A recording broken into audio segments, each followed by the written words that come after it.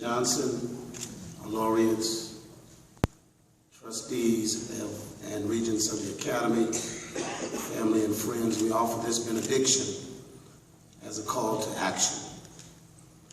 Dear God, creator, redeemer, and sustainer of all humankind, thank you for this marvelous privilege to gather in your name. Thank you for the living legacy of our 16th President, Abraham Lincoln, whose re-election 150 years ago in the midst of civil war gave courage and confidence to a war-torn nation.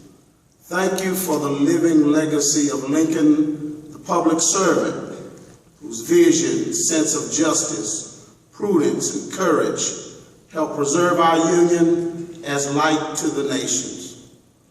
May we too hear the call to serve this present age and face the number one crisis of the 21st century, the ever-widening gulf between the privileged and the impoverished, between the hopeful and the hopeless. Shake us with the fierce urgency of now, for we know that our own present divided house cannot stand. We cannot stand half-educated and edified, and half uneducated and deprived. We cannot flourish altogether partly prosperous, while others are mired in multi-generational poverty. We cannot rest so long as our children live in communities where the quality of education is determined by their zip code. We cannot rest so long as states of war and peace exist in different parts of one city.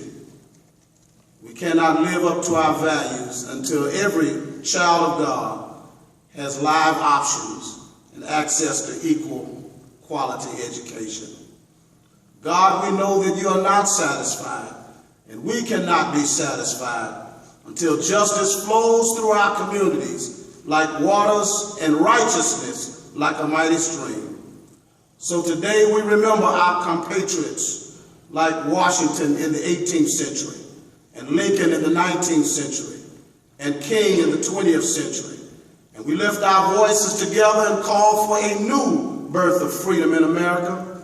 We pledge our lives and our sacred honor to help perfect this union and expand liberties and opportunity and economic viability for all of your children.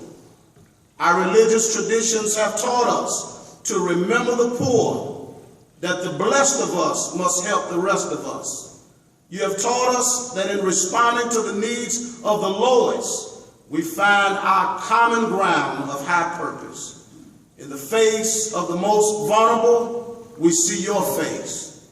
In the vision of beloved community, we find our personal mission. Now, Lord, let us work together to bring that vision and the values of your kingdom to our hearts and to our hands. Bring us together left and right, upstate and downstate, and let us all find our parts in the one song written by that son of slaves.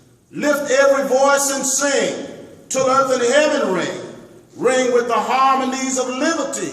Let our rejoicing rise high as the listening skies. Let us march on, let us work on, let us struggle on till victory is won. Amen.